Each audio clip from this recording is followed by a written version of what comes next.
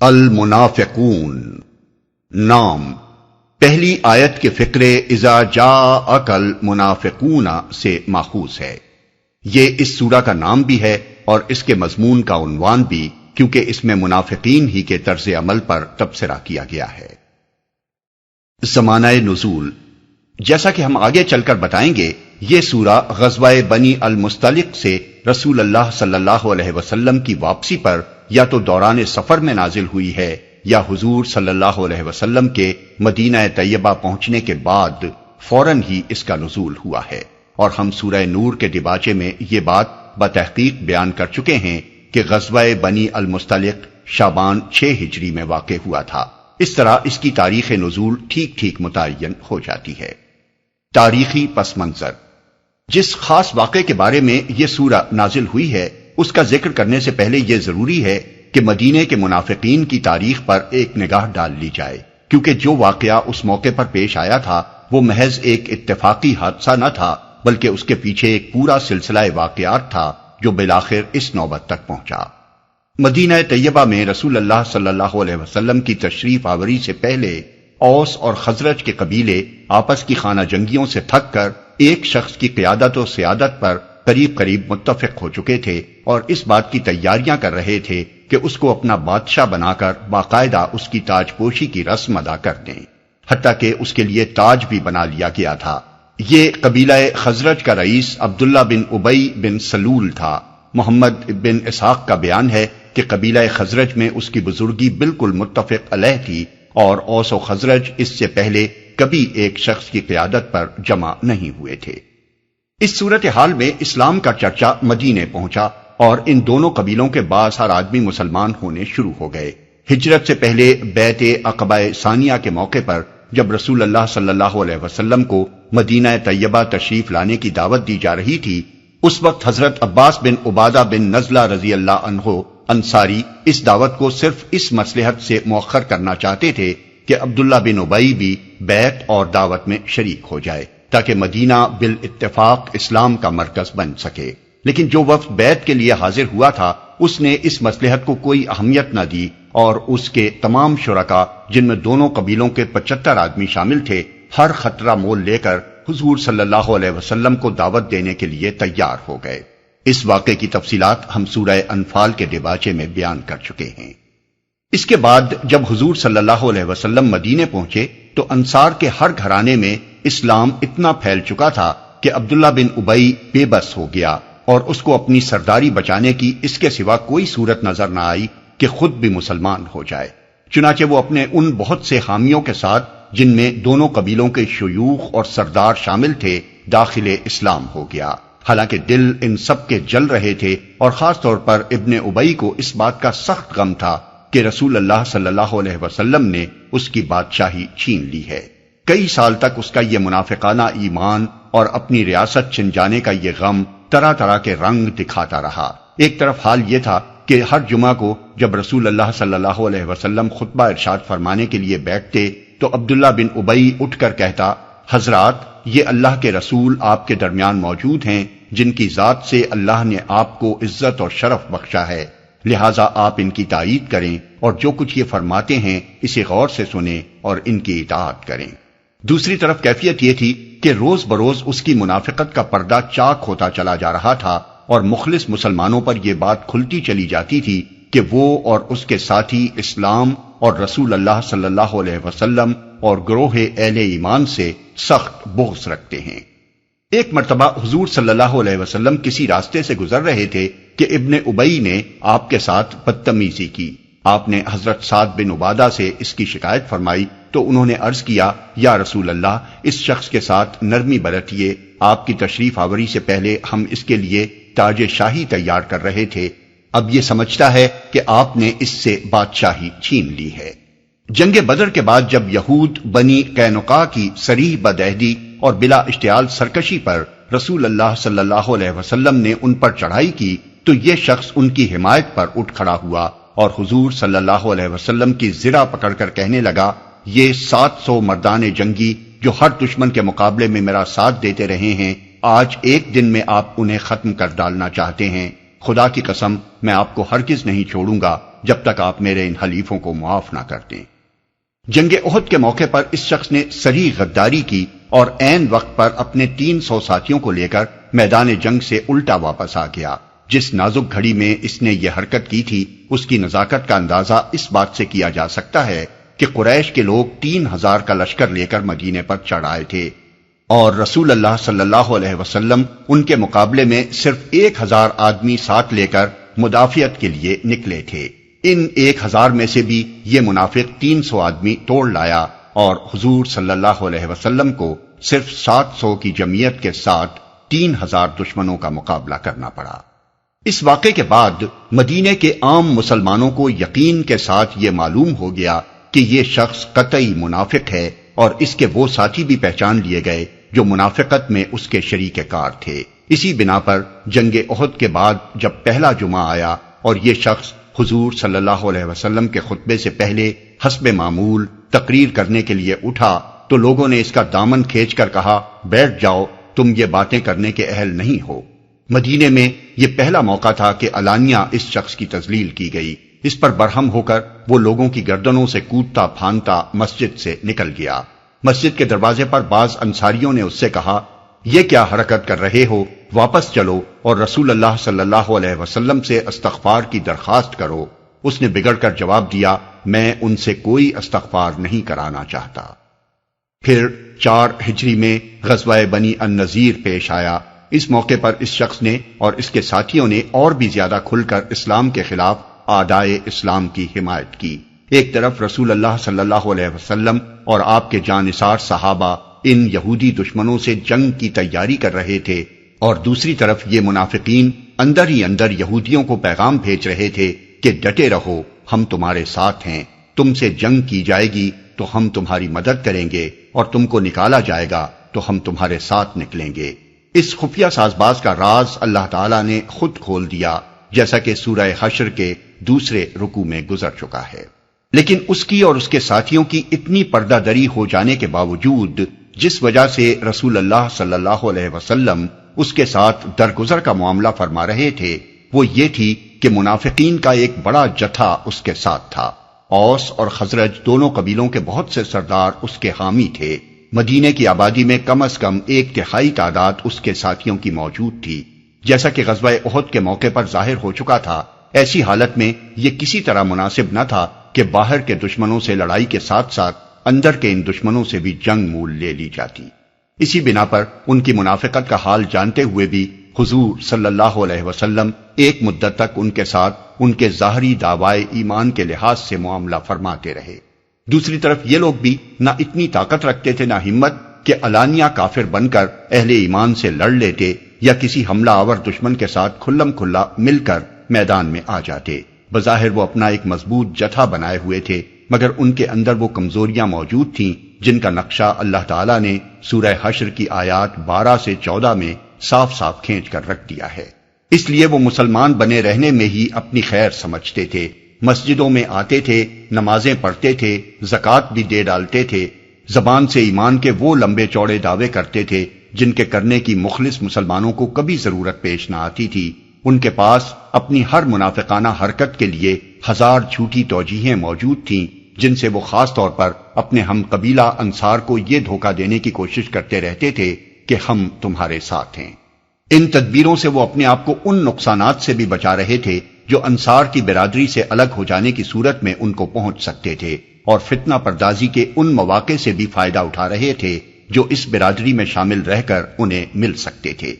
یہی وہ اسباب تھے جن کی وجہ سے عبداللہ بن ابی اور اس کے ساتھی منافقین کو غزوہ بنی المصطلق کی مہم میں رسول اللہ صلی اللہ علیہ وسلم کے ساتھ جانے کا موقع مل گیا، اور انہوں نے بیک وقت 2 ایسے عظیم فتنے اٹھا دیے جو مسلمانوں کی جمعیت کو بالکل پارا پارا کر سکتے تھے، مگر قرآن پاک کی تعلیم اور رسول اللہ صلی اللہ علیہ وسلم کی صحبت سے اہل ایمان کو جو بہترین تربیت ملی تھی، اس کی بدولت ان دونوں فتنوں کا بر وقت قلاقمہ ہو گیا، اور یہ منافقین الٹے خود ہی رسوا ہو کر رہ گئے۔ ان میں سے ایک فتنہ وہ تھا جس کا ذکر سورہ نور میں گزر چکا ہے، اور دوسرا فتنہ یہ ہے جس کا اس سورہ میں ذکر کیا گیا ہے۔ اس واقعے کو بخاری، مسلم، احمد، نسائی، ترمذی، بیہقی، طبرانی، ابن مردوے، عبد الرزاق، ابن جریر طبری، ابن سعد اور محمد بن اسحاق نے بکثرت سندوں سے نقل کیا ہے۔ بعض روایات میں اس مہم کا نام نہیں لیا گیا ہے جس میں یہ پیش آیا تھا، اور بعض میں اسے غزوہ تبوک کا واقعہ بیان کیا گیا ہے، مگر مغازی اور سیر کے علماء اس بات پر متفق ہیں کہ یہ واقعہ غزوہ بنی المصطلق کے موقع پر پیش آیا تھا۔ صورت واقعہ تمام روایات کو جمع کرنے سے یہ معلوم ہوتی ہے بنی المصطلق کو شکست دینے کے بعد ابھی لشکر اسلام اس بستی میں ٹھہرا ہوا تھا جو مریسی نامی کنویں پر آباد تھی کہ یکا یک پانی پر دو صاحبوں کا جھگڑا ہو گیا۔ ان میں سے ایک کا نام جہجہ بن مسعود غفاری تھا جو حضرت عمر رضی اللہ عنہ کے ملازم تھے اور ان کا گھوڑا سنبھالنے کی خدمت انجام دیتے تھے، اور دوسرے صاحب سنان بن وبر الجہنی تھے جن کا قبیلہ خزرج کے ایک قبیلے کا حلیف تھا۔ دونوں اصحاب کے نام مختلف روایات میں مختلف بیان کیے گئے ہیں، ہم نے یہ نام ابن ہشام کی روایت سے لیے ہیں۔ زبانی ترش کلامی سے گزر کر نوبت ہاتھا پائی تک پہنچی اور جہجہ نے سنان کے ایک لات رسید کر دی جسے اپنی قدیم یمنی روایات کی بنا پر انصار سخت توہین و تذلیل سمجھتے تھے۔ اس بنا پر سنان نے انصار کو مدد کے لیے پکارا اور جہجہ نے مہاجرین کو آواز دی۔ ابن ابی نے اس جھگڑے کی خبر سنتے ہی اوس اور خزرج کے لوگوں کو بھڑکانا اور چیخنا شروع کر دیا کہ دوڑو اور اپنے حلیف کی مدد کرو۔ ادھر سے کچھ مہاجرین بھی نکل آئے۔ قریب تھا کہ بات بڑھ جاتی اور اسی جگہ انصار و مہاجرین آپس میں لڑ پڑتے جہاں ابھی وہ مل کر ایک دشمن قبیلے سے لڑے تھے اور اسے شکست دے کر ابھی اسی کے علاقے میں ٹھہرے ہوئے تھے۔ لیکن یہ شور سن کر رسول اللہ صلی اللہ علیہ وسلم نکل آئے اور آپ نے فرمایا کہ یہ جاہلیت کی پکار کیسی، تم لوگ کہاں اور یہ جاہلیت کی پکار کہاں، اسے چھوڑ دو، یہ بڑی گندی چیز ہے۔ یہ ایک بڑی اہم بات ہے جو اس موقع پر حضور صلی اللہ علیہ وسلم نے ارشاد فرمائی۔ اسلام کی صحیح روح کو سمجھنے کے لیے اسے ٹھیک ٹھیک سمجھ لینا ضروری ہے۔ اسلام کا طریقہ یہ ہے کہ دو آدمی اگر اپنے جھگڑے میں لوگوں کو مدد کے لیے پکارنا چاہیں تو وہ کہیں مسلمانوں آؤ اور ہماری مدد کرو، یا یہ کہ لوگوں ہماری مدد کے لیے آؤ۔ لیکن اگر ان میں سے ہر ایک اپنے اپنے قبیلے یا برادری یا نسل و رنگ یا علاقے کے نام پر لوگوں کو پکارتا ہے تو یہ جاہلیت کی پکار ہے، اور اس پکار پر لبیک کہہ کر آنے والے اگر یہ نہیں دیکھتے کہ ظالم کون ہے اور مظلوم کون، اور حق و انصاف کی بات پر مظلوم کی حمایت کرنے کے بجائے اپنے اپنے گروہ کے آدمی کی حمایت میں ایک دوسرے سے برسر پیکار ہو جاتے ہیں، تو یہ جاہلیت کا فعل ہے جس سے دنیا میں فساد برپا ہوتا ہے۔ اسی لیے رسول اللہ صلی اللہ علیہ وسلم نے اسے گندی اور گھناؤنی چیز قرار دیا اور مسلمانوں سے فرمایا کہ تمہارا اس جاہلیت کی پکار سے کیا واسطہ، تم اسلام کی بنیاد پر ایک ملت بنے تھے، اب یہ انصار اور مہاجر کے نام پر تمہیں کیسے پکارا جا رہا ہے اور اس پکار پر تم کہاں دوڑے جا رہے ہو؟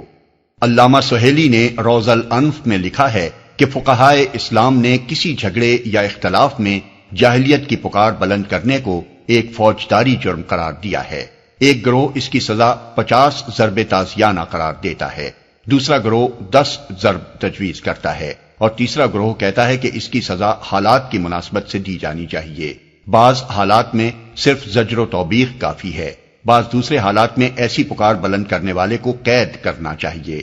اور اگر یہ زیادہ شرانگیز ہو تو اس کے مرتکب کو سزائے تازیانہ دینی چاہیے۔ اس پر دونوں طرف کے صالح لوگوں نے آگے بڑھ کر معاملہ رفع دفع کرا دیا اور سنان نے جہجہ کو معاف کر کے صلح کر لی۔ اس کے بعد ہر وہ شخص جس کے دل میں نفاق تھا عبداللہ بن ابی کے پاس پہنچا اور ان لوگوں نے جمع ہو کر اس سے کہا کہ اب تک تو تم سے امیدیں وابستہ تھیں اور تم مدافعت کر رہے تھے، مگر اب معلوم ہوتا ہے کہ تم ہمارے مقابلے میں ان کنگلوں کے مددگار بن گئے ہو۔ مدینہ کے منافقین ان تمام لوگوں کو جو اسلام قبول کر کر کے مدینے میں آ رہے تھے جلابیب کہا کرتے تھے۔ لغوی معنی تو اس لفظ کے گلیم پوش یا موٹے جھوٹے کپڑے پہننے والے کے ہیں، مگر اصل مفہوم جس میں وہ لوگ غریب مہاجرین کی تذلیل کے لیے یہ لفظ استعمال کرتے تھے کنگلے کے لفظ سے زیادہ صحیح طور پر ادا ہوتا ہے۔ ابن ابی پہلے ہی کھول رہا تھا، ان باتوں سے وہ اور بھی زیادہ بھڑک اٹھا، کہنے لگا یہ سب کچھ تمہارا اپنا ہی کیا دھرا ہے، تم نے ان لوگوں کو اپنے ملک میں جگہ دی، ان پر اپنے مال تقسیم کیے، یہاں تک کہ اب یہ پھل پھول کر خود ہمارے ہی حریف بن گئے۔ ہماری اور ان قریش کے کنگلوں یا اصحاب محمد صلی اللہ علیہ وسلم کی حالت پر یہ مسل صادق آتی ہے کہ اپنے کتے کو کھلا پلا کر موٹا کر تاکہ تجھی کو پھاڑ کھائے۔ تم لوگ ان سے ہاتھ روک لو تو یہ چلتے پھرتے نظر آئیں۔ خدا کی قسم مدینے واپس پہنچ کر ہم میں سے جو عزت والا ہے وہ ذلیل کو نکال دے گا۔ مجلس میں اتفاق سے حضرت زید بن ارقم بھی موجود تھے، جو اس وقت ایک کم عمر لڑکے تھے۔ انہوں نے یہ باتیں سن کر اپنے چچا سے ان کا ذکر کیا، اور ان کے چچا نے، جو انصار کے رئیسوں میں سے تھے، جا کر رسول اللہ صلی اللہ علیہ وسلم کی خدمت میں سارا واقعہ بیان کر دیا۔ حضور صلی اللہ علیہ وسلم نے زید کو بلا کر دریافت کیا تو انہوں نے جو کچھ سنا تھا منوعاً دوہرا دیا۔ فقہا نے اس سے یہ حکم اخذ کیا ہے کہ ایک شخص کی بری بات دوسرے شخص تک پہنچانا اگر کسی دینی، اخلاقی یا ملی مصلحت کے لیے ہو تو یہ چغلی کی تعریف میں نہیں آتا۔ شریعت میں جس چغل خوری کو حرام کیا گیا ہے وہ فساد کی غرض سے اور لوگوں کو آپس میں لڑانے کے لیے چغلی کھانا ہے۔ حضور صلی اللہ علیہ وسلم نے فرمایا، شاید تم ابن ابی سے ناراض ہو، ممکن ہے تم سے سننے میں کچھ غلطی ہو گئی ہو، ممکن ہے تمہیں شبہ ہو گیا ہو کہ ابن ابی یہ کہہ رہا ہے۔ مگر زید نے عرض کیا، نہیں حضور، خدا کی قسم میں نے اس کو یہ باتیں کہتے سنا ہے۔ اس پر حضور صلی اللہ علیہ وسلم نے ابن ابی کو بلا کر پوچھا تو وہ صاف مکر گیا اور قسمیں کھانے لگا کہ میں نے یہ باتیں ہرگز نہیں کی۔ انصار کے لوگوں نے بھی کہا کہ حضور، لڑکے کی بات ہے، شاید اسے وہم ہو گیا ہو، یہ ہمارا شیخ اور بزرگ ہے، اس کے مقابلے میں ایک لڑکے کی بات کا اعتبار نہ فرمائیے۔ قبیلے کے بڑے بوڑھوں نے زید کو بھی ملامت کی اور وہ بیچارے رنجیدہ ہو کر اپنی جگہ بیٹھ رہے، مگر حضور صلی اللہ علیہ وسلم زید کو بھی جانتے تھے اور عبداللہ بن ابی کو بھی، اس لیے آپ سمجھ گئے کہ اصل بات کیا ہے۔ حضرت عمر رضی اللہ عنہ کو اس کا علم ہوا تو انہوں نے عرض کیا، مجھے اجازت دیجیے کہ اس منافق کی گردن اڑا دوں، یا اگر مجھے یہ اجازت دینا مناسب خیال نہیں فرماتے تو خود انصار ہی میں سے معاذ بن جبل یا عباد بن بشر یا سعد بن معاذ یا محمد بن مسلمہ کو حکم دیجیے کہ وہ اسے قتل کر دیں۔ مختلف روایات میں مختلف انصاری بزرگوں کے نام آئے ہیں جن کے متعلق حضرت عمر رضی اللہ عنہ نے عرض کیا تھا کہ آپ ان میں سے کسی شخص سے یہ خدمت لے لیں، اگر مجھ سے اس لیے یہ کام لینا مناسب خیال نہیں فرماتے کہ میں مہاجر ہوں، میرے ہاتھوں اس کے مارے جانے سے فتنے بھڑک اٹھنے کا امکان ہے۔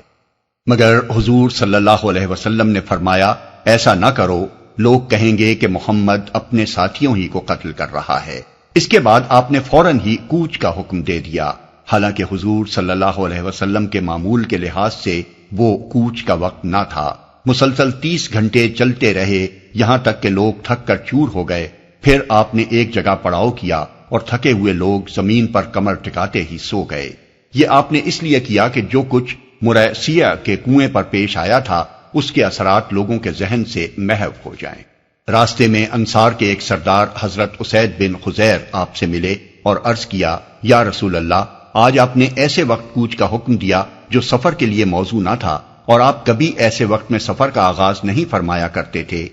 حضور صلی اللہ علیہ وسلم نے جواب دیا، تم نے سنا نہیں کہ تمہارے ان صاحب نے کیا گوہر افشانی کی ہے؟ انہوں نے پوچھا، کون صاحب؟ فرمایا، عبداللہ بن ابی۔ انہوں نے پوچھا، اس نے کیا کہا؟ فرمایا، اس نے کہا ہے کہ مدینے پہنچ کر عزت والا ذلیل کو نکال باہر کرے گا۔ انہوں نے عرض کیا، یا رسول اللہ، خدا کی قسم عزت والے تو آپ ہیں اور ذلیل وہ ہے، آپ جب چاہیں اسے نکال سکتے ہیں۔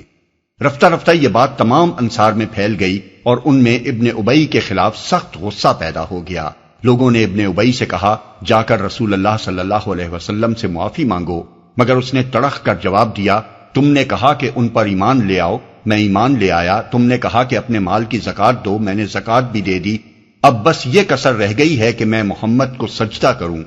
ان باتوں سے اس کے خلاف مومنین انصار کی ناراضی اور زیادہ بڑھ گئی اور ہر طرف سے اس پر پھٹکار پڑنے لگی۔ جب یہ قافلہ مدینہ طیبہ میں داخل ہونے لگا تو عبداللہ بن ابی کے صاحبزادے، جن کا نام بھی عبداللہ ہی تھا، تلوار سونت کر باپ کے آگے کھڑے ہو گئے اور بولے، آپ نے کہا تھا کہ مدینہ واپس پہنچ کر عزت والا ذلیل کو نکال دے گا، اب آپ کو معلوم ہو جائے گا کہ عزت آپ کی ہے یا اللہ اور اس کے رسول کی۔ خدا کی قسم آپ مدینے میں داخل نہیں ہو سکتے جب تک رسول اللہ صلی اللہ علیہ وسلم آپ کو اجازت نہ دیں۔ اس پر ابن ابی چیخ اٹھا، خزرج کے لوگوں، ذرا دیکھو، میرا بیٹا ہی مجھے مدینے میں داخل ہونے سے روک رہا ہے۔ لوگوں نے یہ خبر حضور تک پہنچائی اور آپ نے فرمایا، عبداللہ سے کہو اپنے باپ کو گھر آنے دے۔ عبداللہ رضی اللہ عنہ نے کہا ان کا حکم ہے تو اب آپ داخل ہو سکتے ہیں۔ اس وقت حضور صلی اللہ علیہ وسلم نے حضرت عمر رضی اللہ عنہ سے فرمایا، کیوں عمر، اب تمہارا کیا خیال ہے؟ جس وقت تم نے کہا تھا کہ مجھے اس کو قتل کرنے کی اجازت دیجیے، اس وقت اگر تم اسے قتل کر دیتے تو بہت سی ناکیں اس پر پھڑکنے لگتیں۔ آج اگر میں اس کے قتل کا حکم دوں تو اسے قتل تک کیا جا سکتا ہے۔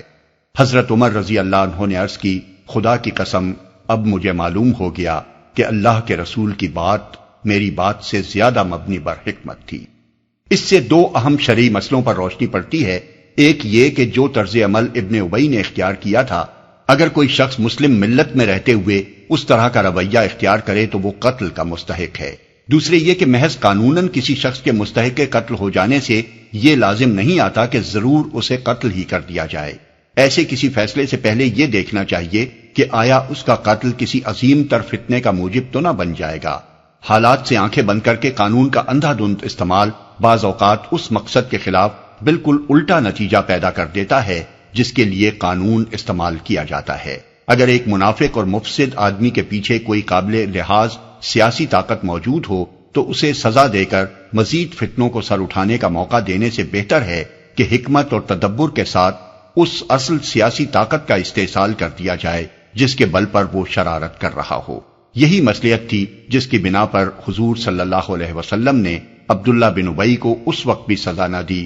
جب آپ اسے سزا دینے پر قادر تھے، بلکہ اس کے ساتھ برابر نرمی کا سلوک کرتے رہے، یہاں تک کہ 2-3 سال کے اندر مدینے میں منافقین کا زور ہمیشہ کے لیے ٹوٹ گیا۔ یہ تھے وہ حالات جن میں یہ سورت، اغلب یہ ہے کہ حضور صلی اللہ علیہ وسلم کے مدینہ پہنچنے کے بعد نازل ہوئی۔